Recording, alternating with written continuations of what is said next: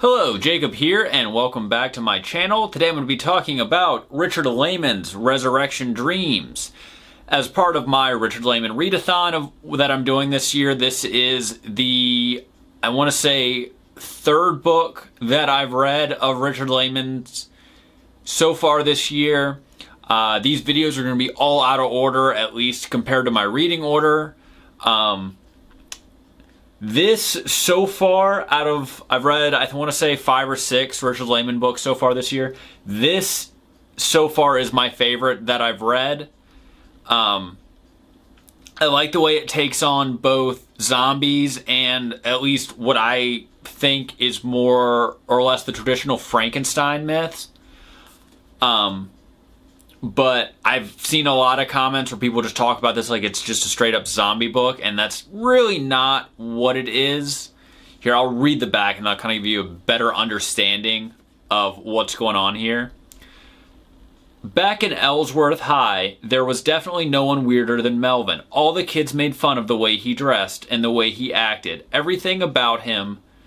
Vicky was the only one who stood up for him, but even she was horrified when he dug up a dead body and tried to bring it back to life with power from a car battery. That was years ago, but Vicky still has nightmares about Melvin. Now she's back in Ellsworth, and she knows she'll have to see Melvin again.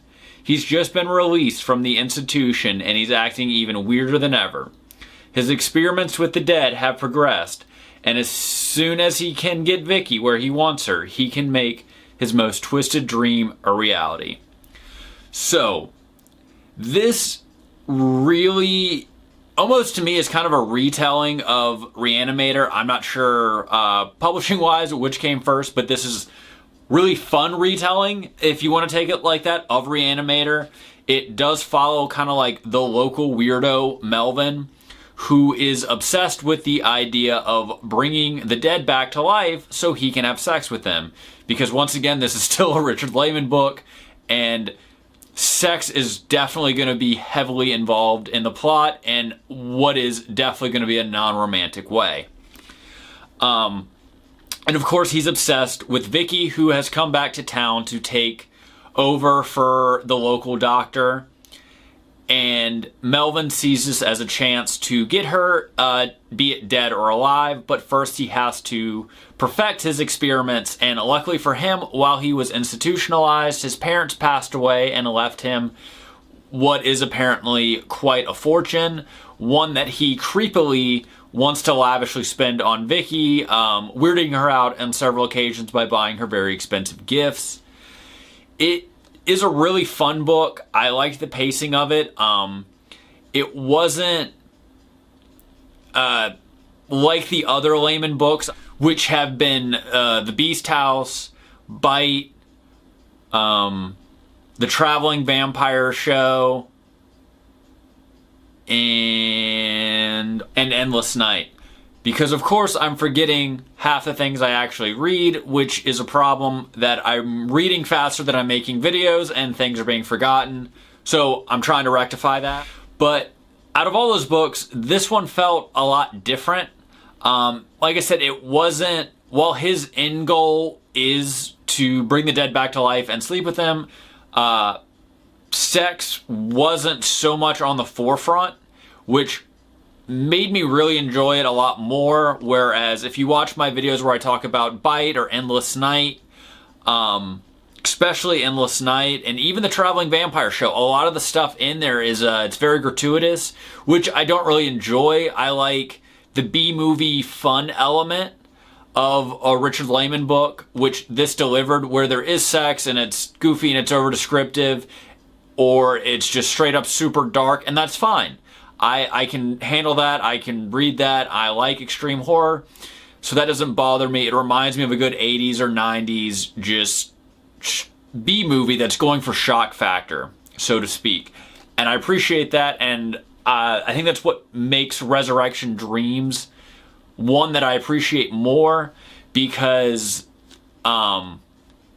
it seemed like the use this time was at least used in a way that drove the story along, instead of just thrown in there for shock factor, which I really enjoyed.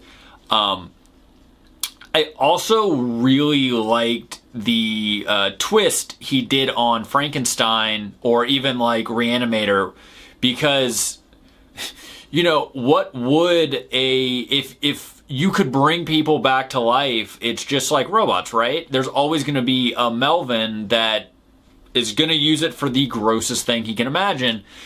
And so I also really enjoyed the fact that, you know, Melvin's not a very sinister character. When you read this, he's a very goofy character that kind of does like these really dark acts. And it really reminded of Jonathan and the Geeks in Buffy the Vampire Slayer. If you're fans of that, you might know who I'm talking about. I kind of forgot the other two guys' names. I just remember Jonathan.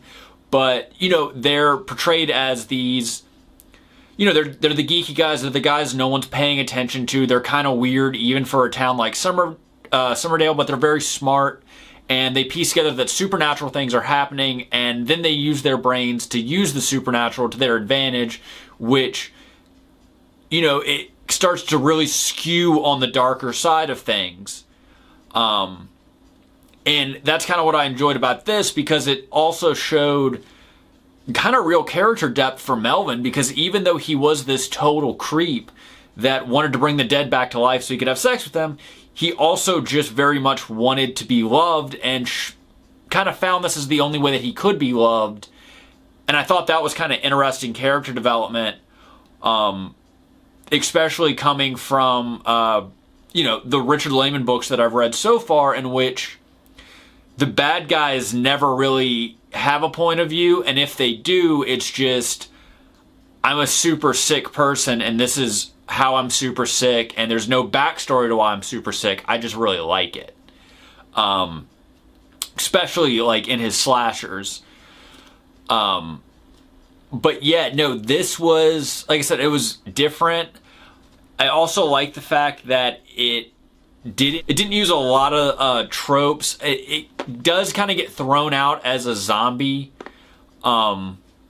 book. At least when I see like Goodreads reviews and reviews of it other places, a lot of people say it's a zombie book. I don't count it as a zombie book, just because it doesn't follow the zombie tropes. There's no hordes of them, and shooting them in the head doesn't always kill them, at least in this.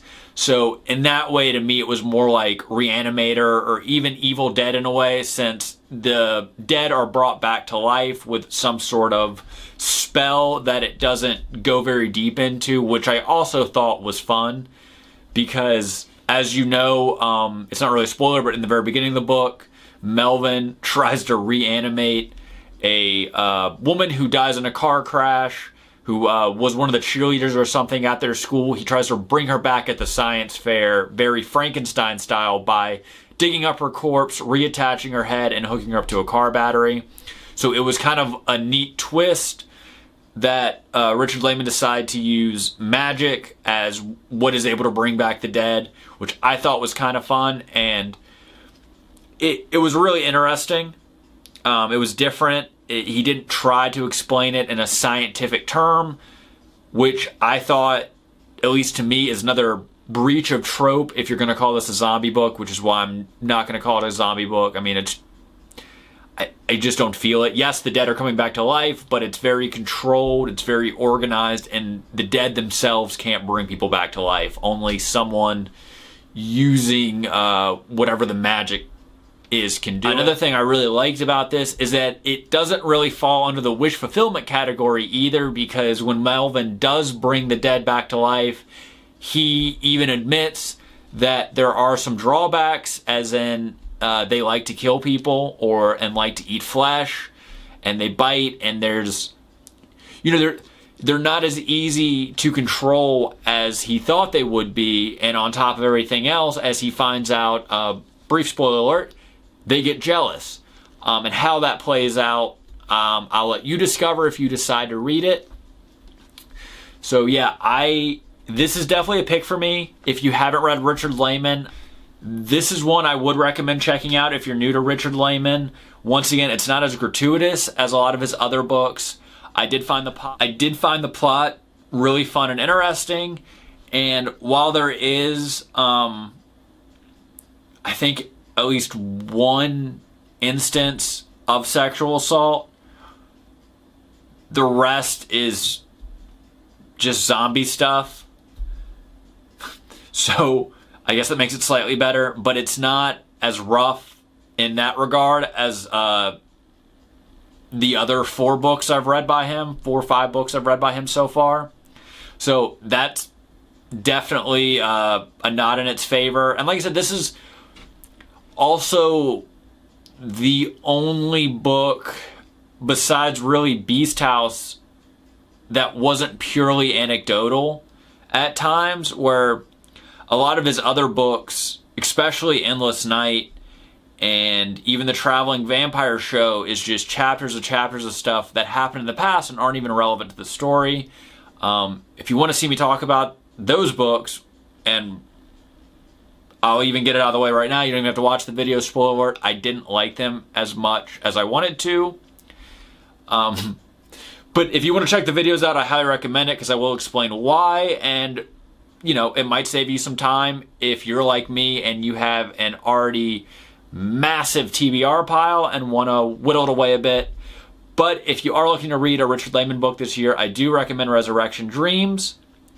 So check it out. You know, and if you agree or disagree with any of the points I made in this video, please let me know in the comments. And until next time, I'm Jacob. Please like and subscribe, and I'll see you guys next time.